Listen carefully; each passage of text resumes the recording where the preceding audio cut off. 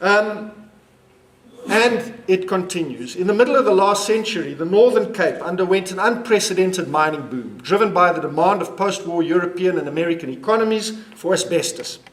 Fortunes were made. Today, those mining areas are a wasteland. Tens of thousands of workers and inhabitants of those areas have become sick and have died as a result of asbestos-related disease. And thousands continue to be exposed to environmental asbestos pollution. The cost of rehabilitating that environment, an exercise that has not yet been undertaken, far exceeds the tax revenues that were generated during the boom years. This is a cost that we still have to pay going forward. A similar picture presents itself in the Free State goldfields and on the Rand.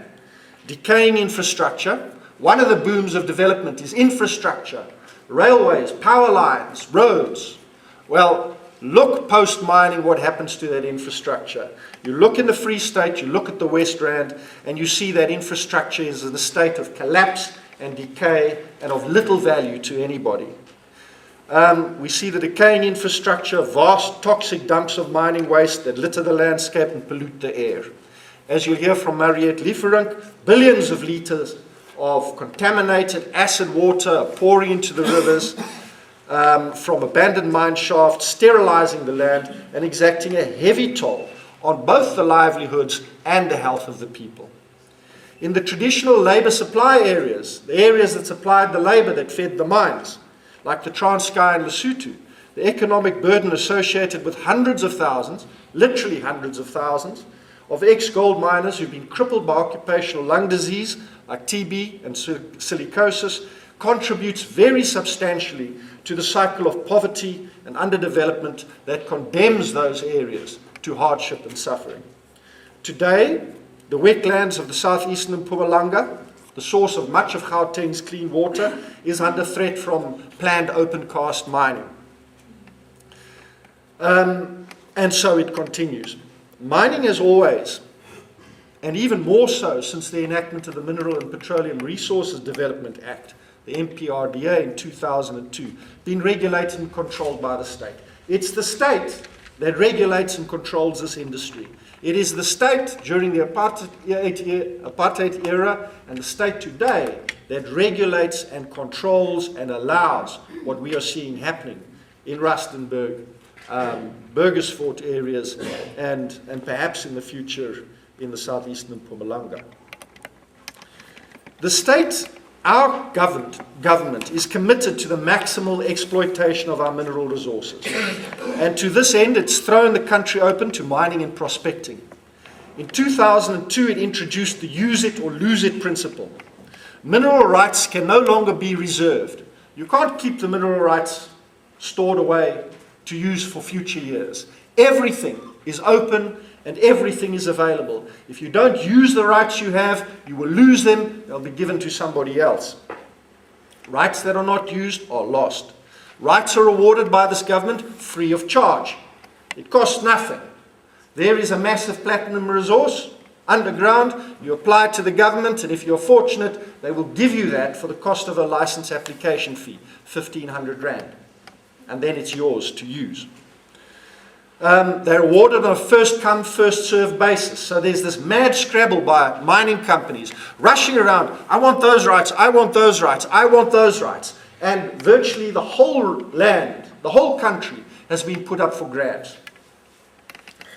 This has led to prospecting and mining on a scale that's unprecedented in our history. Mining has exploded in this country because of the government's approach that all mining is good. We must encourage as much as we can. If people aren't prepared to mine it, they're going to lose it and we'll give it to somebody else who will mine it.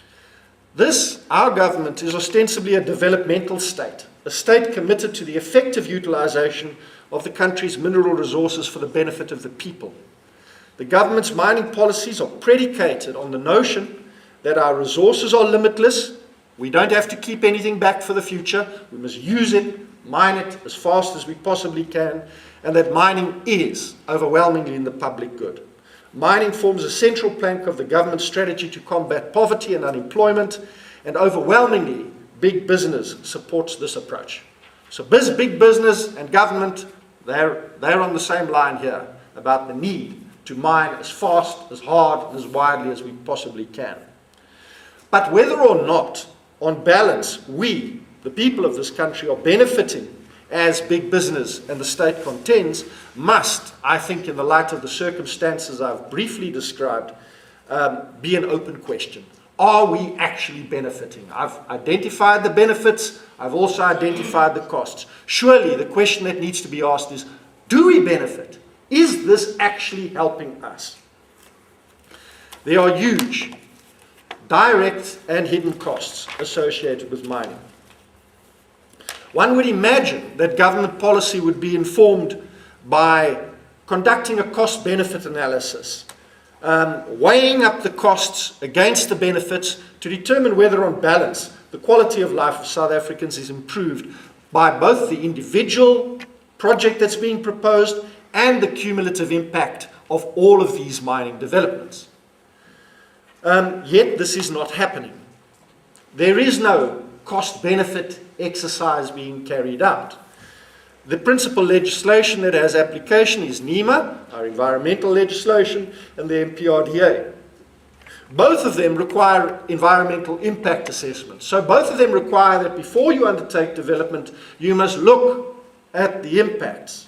However, neither of them require that the benefits outweigh the costs. The principal duty people have is to mitigate the costs. The benefits are never weighed. There's never a calculation done. Is this good for us or bad?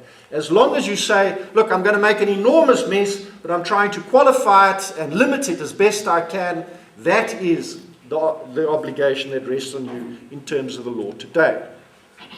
Provided that the developer takes steps to mitigate the harm, the fact that the harm is not offset by an equal or greater benefit is not an obstacle and is not a bar to this development taking place.